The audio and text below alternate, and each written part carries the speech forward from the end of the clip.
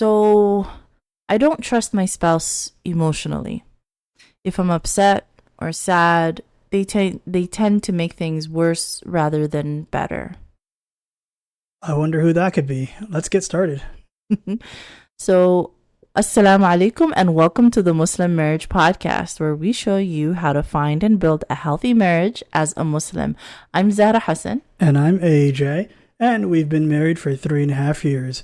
If you like our videos, please comment and subscribe. Ask your questions below or on our website, and you may feature in one of our future videos with your permission. And please remember, everything we talk about can be found on our website, zahrahassancoaching.com. And as a thank you, get your free copy of my Healthy Marriage Habits Guide, which is available in the links below. And as always, if you are a sister who is single and is tired of the dating apps, of downloading and deleting and downloading and deleting, I have good news for you. My free dating app webinar that is live with me is once again free. You can find a link for that in the description below. So this week's episode is entitled, My Wife is Not an Emotional Safe Space. Do you consider me an emotional safe space? Yeah. Okay, good to know. I can argue to you about you. And at the end of the day, I feel like, yeah, you know what? We're chill. All right, I'm glad that the facade has paid off. Yes. Did you always consider me an emotional safe space, or was it something that was built over time? Built over time, for sure. All right, so today we'll be talking about how that was built. But first, let's go through this question from our friends in the Muslim Marriage subreddit. So this is a gentleman. He says, this feels like it's too much to write. I've been toying with the idea of explaining all of this while also worrying about the backlash of it all. I've got to the point that I'm not sure what to do. I'm such and such age. My wife is younger than me, and we have a child. We have a comfortable life, alhamdulillah, by the grace of Allah, subhanahu wa ta'ala, I make enough for the family. My brother passed away a month ago. It's been heartbreaking, and my mind fluctuates between so many emotions. For a long time, I have done all I could for my wife, and she's also done for me. Overall, I've been the one to deal with her emotions, anxieties, worrisome nature, but this time I needed to feel my emotions. When I was at my lowest point, she was on her time of the month and was always gets aggressive. We have had times when we don't speak during this time because of her reactions, according to other women who have also seen or spoken to her. However, this time I needed her for the first time. I needed someone to see beyond themselves, as I always do for her. Instead, she spent this time talking to her male cousins, giving them all the support and attention, and never asked me if I needed anything. She expected me to still be okay and my usual chirpy self. Once again, asking my sister, after a week after my brother passed away, what's wrong with him and why is he so down? And after I confronted her aggressive tone with me, she said, well, it's not my fault he's passed away, is it? It's my fault. I expected her to get my emotions and to care. What I've realized is that you can't make someone love you or care for you, but now I don't feel much for her. I want to still provide for her Islamically as I have done, but I don't have a desire to be seen positively by her. Even throughout our marriage, I know she's always valued her family more than me, but I thought that I had a place in her heart at some level. Instead, she demonstrated that I don't have that value. I don't want to feel this way because we have a child. I'll never leave her for our child, but I don't think I'll ever feel the same way about her again. Has anyone gone through anything similar? Any advice? And please don't blame or excuse. I don't want a match of who's right. I just feel completely demoralized. Right, so this was actually posted not long ago. I tend to stay away from posts that are more recent. But this presents a problem that I see many times clients face, right? Where one spouse or the other will feel like emotionally their marriage is not a place of refuge. Like, does that make sense? Yeah, it makes sense. I don't understand. I don't think her excuse is a valid excuse, her being on her time of the month. Yeah, but I think there are times when even if you are on your period, right, and Yeah. there's like all these imbalances, you are still an adult. You are still responsible, right? Yeah. Like, if someone commits a crime, Yeah, but just I'm so sorry to interrupt go you. ahead. But he specific like the brother here asked us. He said, "I don't want a match of who's right or wrong." Right. This is one of those situations where he really doesn't want to hash out. So and so was in the right and so was in the wrong. Do you see what I'm saying? But then how do I answer the question Question. without saying that? So, Because mhm. it's I think it's very clear. Well, yeah, but instead, what I think he's asking is, how do I fix this? How do I fix this Speak to situation? her, or I mean, I guess he needs help Yeah, emotionally, right? Like yeah, he's still hurting. of course. I think he needs to find that emotional support elsewhere, Mm, until she's in a position to accept or receive his criticisms. yeah, If he needs immediate help, he should go to family, right? yeah. And he should talk to them. And hopefully he'll be able to loop back around when she's no longer on her period and is more rational. I understand that sentiment, but I think that I think what you said is true, right? I think that this is just a way. Definitely, there's some truth to the fact that when a woman is on her cycle or has just given birth or is going through menopause or just going through all of the different stages in life in which there is a complete imbalance of the hormones that are at play, right? And these hormones have an actual effect on the mind, right? It has an effect on the mind. There's many places in our religion that make space for that reality. Like given the context of that reality, right?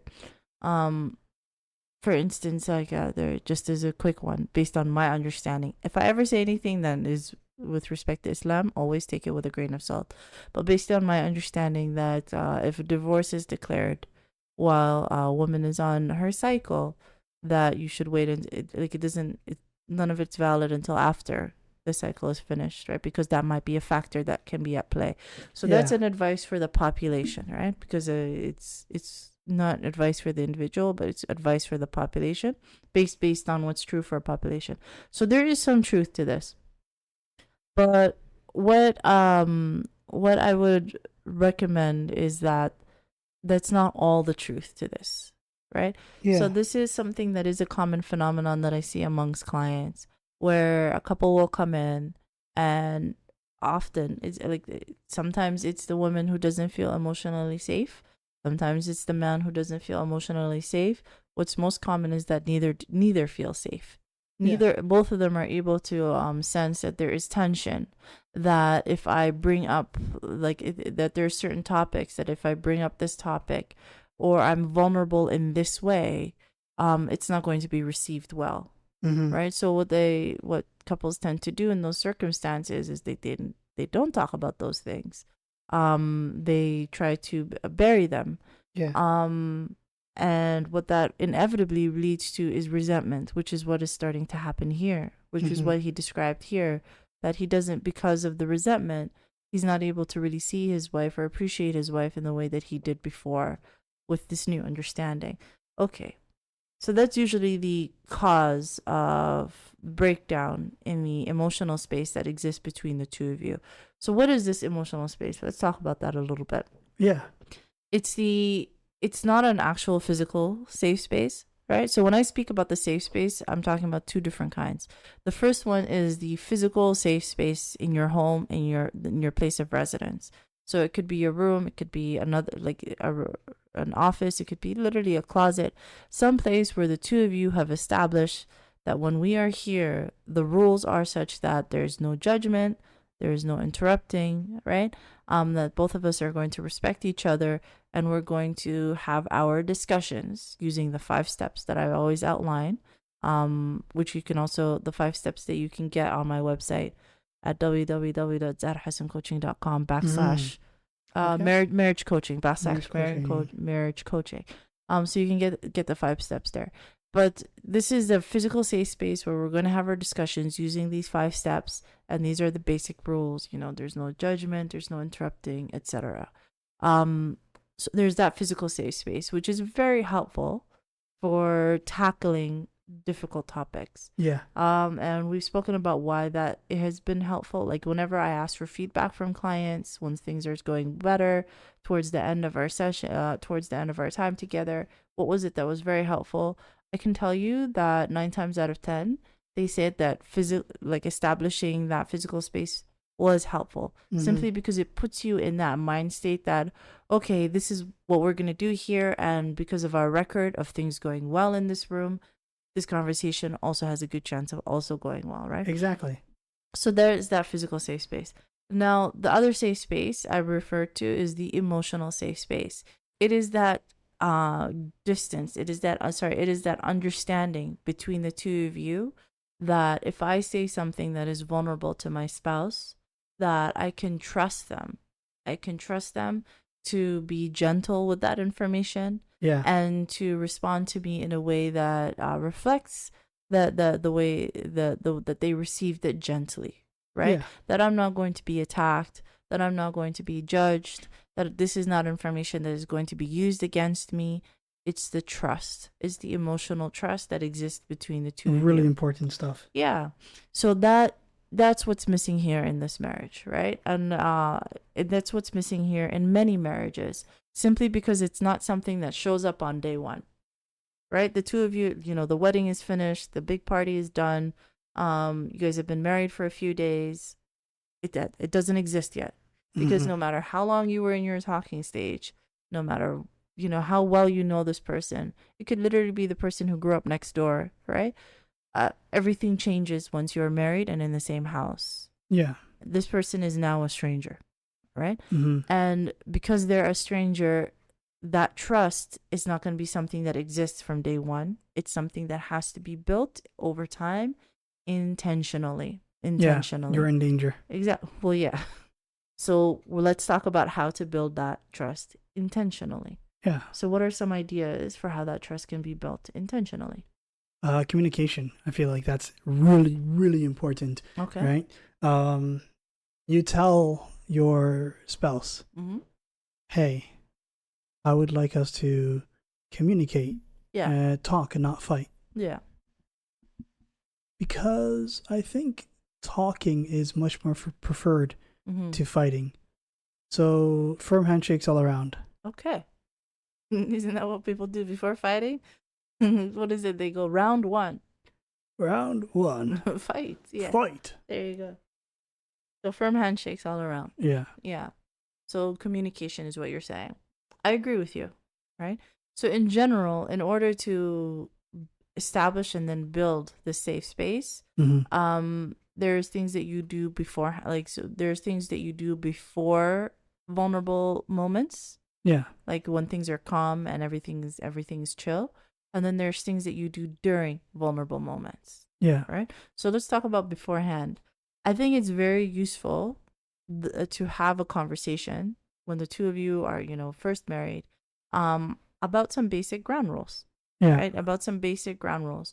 And the way to have that conversation is to really try to talk about what is it that each of you, how do you react when things are difficult, right? So a useful question to ask is, when you get angry, what do you look like when you get angry? Like, how do you react when you get angry? Are you somebody who stays and has the conversation right there? Do you get loud? Or are you somebody who needs some space, takes time away? Like, just to have that conversation of what are each one's dynamics? What does each one do during conflicts in the past with your family, friends, etc.? And the second question that you want to be asking in that conversation is, what do you need from me? Yeah. What do you need from me in those moments, right? Yeah, historically. Exactly. So, for example, if I'm someone who needs a lot of space, so if we had that conversation and we did have that conversation. I mean, you hit all three of my points. Yes, I did. I would try to deal with the issue right then and there. If I get really angry, I get loud. And if I get moderately angry, I'll try to distance and like recuperate. Yeah. Okay. That's very helpful for me to know. What do You've you been knowing this. Yeah, I know, but we're having this Oh, conversation I for the see. people. So what do you need from me when you get angry? Um, I want us to be able to talk it out Mm-hmm. without devolving into back and forth bickering or anything like that, right? Okay. I want us to at least have a rational conversation, Okay. almost like a debate. Okay, so when we have that conversation, Yeah. like, do you want to have that? Do you prefer to have that conversation in the moment? Do you 20 minutes after, an hour? Typically, I'll have the conversation in the moment That's what's more because in helpful the for you? moment, we're not heated, right? Yeah. Like in the moment, it's the beginning of this debate or Okay. this conversation, Yeah. right? Um, Usually it'll spawn from conversation, right? Our arguments might spawn from conversation. Mm-hmm. Um, uh, and so like I think it's better to talk about it in the moment, Mm-hmm. because I think that's just my style. So that's But what the you prefer. problem Yeah. that I recognize Mm-hmm. is that when we do talk about it in the moment, Mm-hmm. then it ends up becoming more so me dominating the conversation Yeah. and you acquiescing to my desires, right? Like my wants. Yeah. So what I've learned to Mm-hmm. do instead, like instead of saying, okay, fine, you can watch this show, Mm-hmm. right? Let's watch this show instead of this movie. Mm-hmm. Instead of strong arming you into that, Yeah. I would just be like, oh, um, let's do this other thing instead for the now Yeah. until we can circle back around and then whoever wants it more at that time. Okay, so what I'm hearing, right? Yeah. I'm hearing is that you prefer, like, when a conflict happens, or when you feel vulnerable, or when there's just some sort of emotional charge in a situation, that you prefer to have the conversation right then and there, Yeah. right? And what you need from me is to stay, right? Not to leave, and to have the conversation right then and there. Historically, that's how it was That's what I for hear. me. That's what I'm hearing, right? And on the contrary, right? So now I would be explaining what I need and be like, to be honest, I'm one of those people who I tend to shut down, right? Yeah. Need space. I tend to withdraw in order to, whenever I feel emotionally charged, or I'm feeling too vulnerable, or I'm feeling triggered, right? Mm-hmm. And in order to go and figure out what's going on, what's underneath these, where these feelings are coming from, what's triggering it, I need a little bit of space to gather my thoughts and to regain my voice. So what I need from you in those moments is to be able to give me time, right? So normally I would take hours, Mm. right? And you prefer to have the conversation in the moment. So a compromise is that I'm only going to take 20 minutes to an hour, Mm-hmm. right? But then I want you to trust me that I'm going to be the one who's going to come back and address the conversation, right? Yeah. Within that hour, right? Yeah. And so there it is. So That's how it works for us. yeah, so that's how we have this conversation, right? Where we set some ground rules beforehand on how things will go when somebody is triggered. Another conversation that is important to have beforehand, right, is to anticipate that there are going to be moments when sometimes you forget, right? That you forget that these ground rules exist, and that we might be so powerfully triggered, because whenever our emotions, they sometimes tend to hijack our frontal lobe processing, and our things like our memory, so we forget the rules that we've set in place, and we act from a place of just being core wounds, right? The way that we act in our childhood tends to be. Yeah. So the way that we defend ourselves in our childhood tends to be the way that we defend ourselves in our marriage when we're feeling triggered. Yeah. So if when our childhood, if we were people who yell with our siblings, or people on the playground to defend ourselves, that's what we're gonna end up doing in this marriage. Mm-hmm. So if I come to get to that state, So it's important to have this conversation saying, if I get to that state or one of us gets to this state where we forget about the ground rules, what do? We can say, okay, then that means the other person whose mind is still intact, who's a lot less emotionally triggered, can remind and say, hey, this is what we decided, right? Like that person can be in charge of de-escalating or bringing down the tone and reminding, hey, this is what we've decided. Another thing that is important to say, and I've stated this, is to say, when I'm powerfully triggered, it's important to me that you remember that I still care about you very much. Yeah. Right? That I love you very much. And that I understand that our marriage is fine. I understand that our marriage is intact. And then I need you to remember that I am just struggling with something that's coming up for me, and to give me a little bit of grace in order to be able to figure that out before I come back. Does that make sense? Amazing. That's not an excuse to abuse, of course. That's not a license for me to abuse. Yeah. And say things that are just beyond the pale or do things that are beyond the pale. No, we're never taught. There is never an excuse for abuse. 007. Exactly. 007? Yeah. All right. I'll assume you understand that. License 2. Oh, I see what you're saying. Okay. Yes, I get you now. But that's beyond the pale, and there's never an excuse for that. But I'm saying within the norm of behavior that if I, take too long to come back, or I yell, or I do something short of abuse, to give me a little bit of grace to deal with it. It doesn't mean that our marriage is at stake. It doesn't mean that anything bad has happened. It's just me trying to understand. So that could be another ground rule that you set for when things break down, that it's important that every party remembers that the conversation is ongoing. I just had a sick idea. What is an that? amazing idea. What is Okay, this? so you know how when someone will try to draw their boundaries, right? Mark out their line. What if you do that with your spouse, right? You and your spouse write down in moments of arguments what topics are okay to talk about, what topics are a trigger, and what topics are just a no-go, right? Yeah, for sure. And you put down a bucket, and the things that are okay to talk about, you put it in front of the bucket. The things that are a trigger, you put it in the bucket, and things that are absolutely a no-go, you put it beyond the pale. Okay, beyond the pale. Was it worth it? Yeah. I think it was.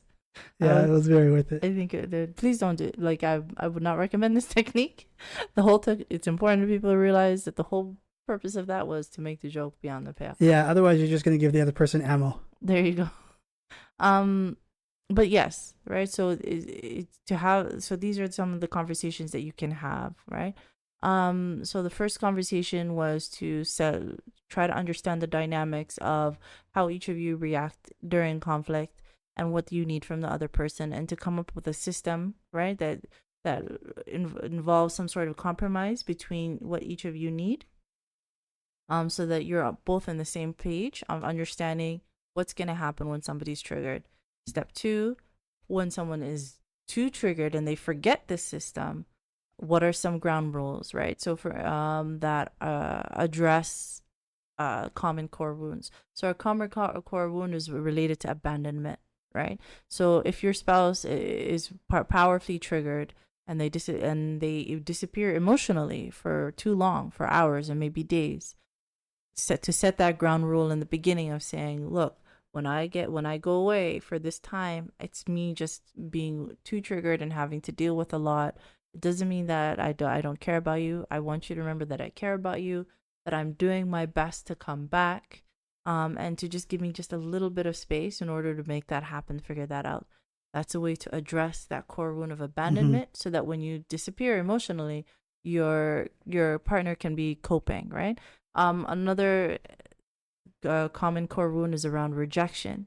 So again, by using the same language, I want you to remember that I don't reject you, that you're everything to me, that just to say all of the words, right? If you need to write them down, so that when you are powerfully triggered and disappear, or powerfully triggered and just become very critical for a few, short of abuse, abuse is never an excuse, right? Mm-hmm. But whatever it is that you do to cope, so that your partner remembers that this is not reflective of how you feel about them, that this is reflective of how you're dealing with your own issues from the past that have come up for you, and you're now trying to resolve that. So those are some of the conversations that you can have beforehand. And what that does is that, let's say I'm feeling vulnerable. Maybe I just lost my job, right? Or something difficult has happened.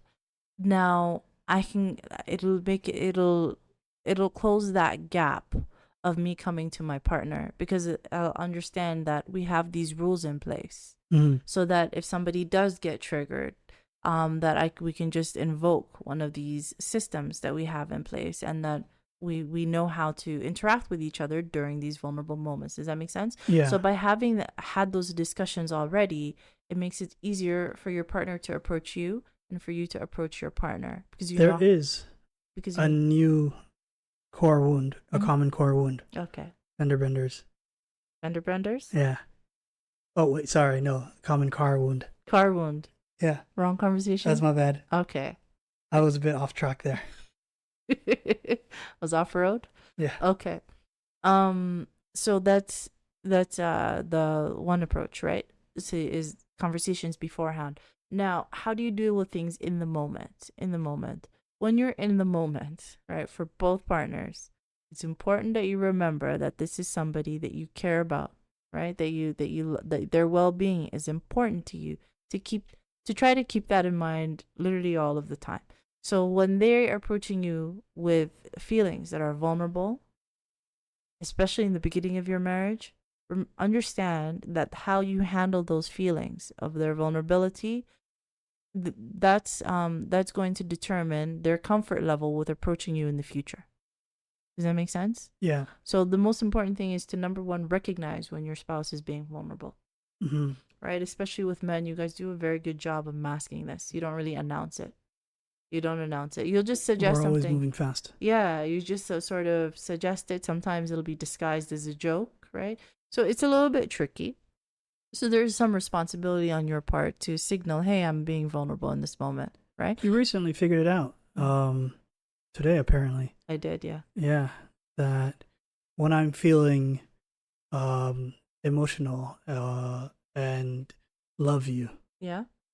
For me it's uncomfortable, so Deeply uncomfortable, apparently. I'll make fun of you. Yeah. It's not an excuse for making fun of me, right? But that is a connection that I made, and it took only 4 years. It took Yeah. only 4 years for me to figure out. So that's what I mean, right? So there is some responsibility on the party of the person who is being vulnerable, which this brother did. He announced it. He said, "Hey, I need you in this moment," right? So if there is some responsibility that you need to announce and let your partner know explicitly, I'm being vulnerable with you. Yeah. But as the other partner, just keep that in the back of your mind, that they might be disguising the humor, they might be doing this, they might be being vulnerable with you in this moment, and they're paying attention to how you're handling this information. That's just the reality of it. And so if you're able to recognize, or they tell you I'm being vulnerable, it's very important that mentally or emotionally you go into that same space that you do when you go into the physical safe space. Mm-hmm. Do you see what I'm saying? Yeah. So because when you go into the physical space, if it's safe space, there's these rules. I'm not going to judge, right? In this moment, the goal is just information sharing, that I'm not going to interrupt. So those same like policies sort of you internalize in this moment that my spouse is being vulnerable. So when they tell you something like, hey, today I have some news that I was let go, right? So that's an emotionally vulnerable moment. Yeah.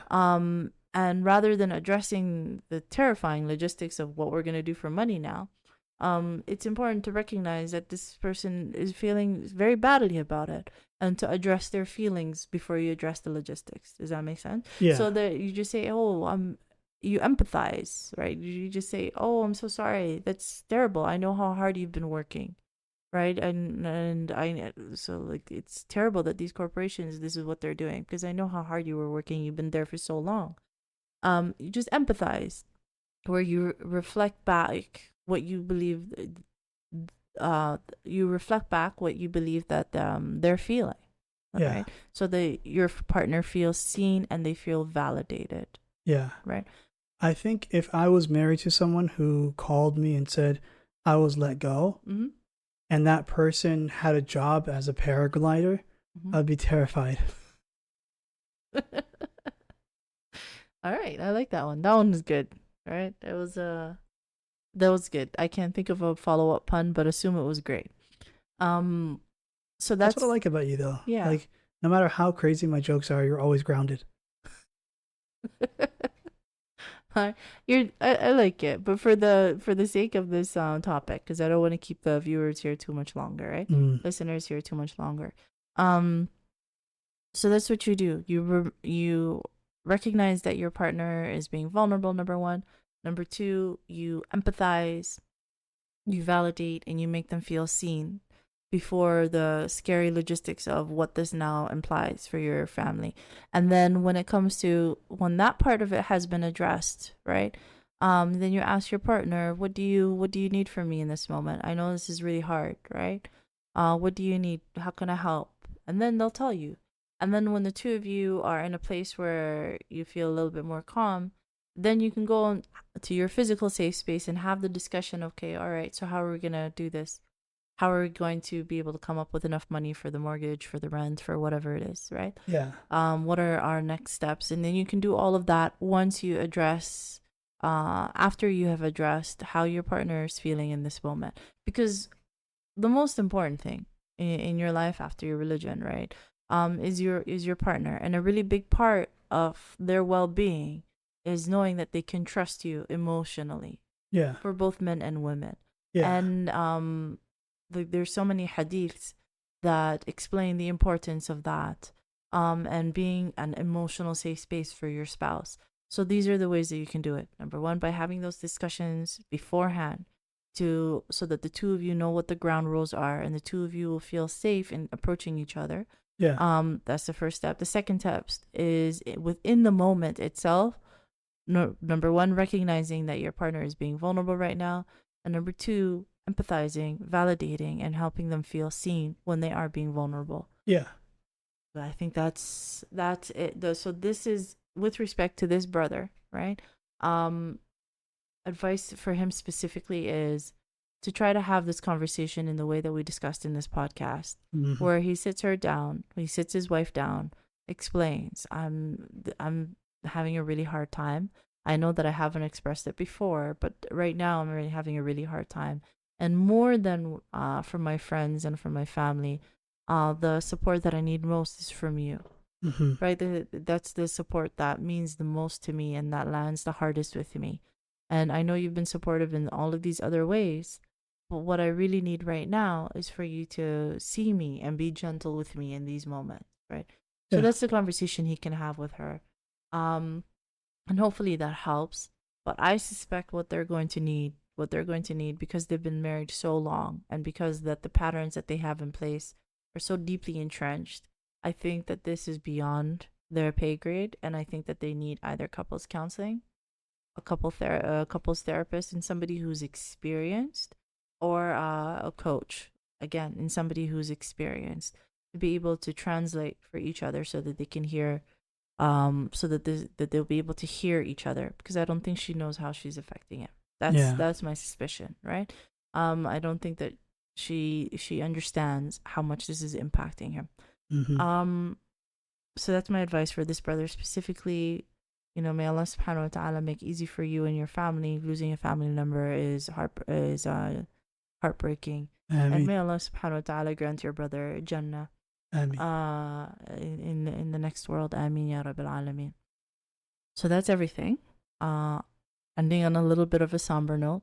But this tends to be a very painful and serious topic for clients. That's why I wanted to make it a little bit more of a serious episode.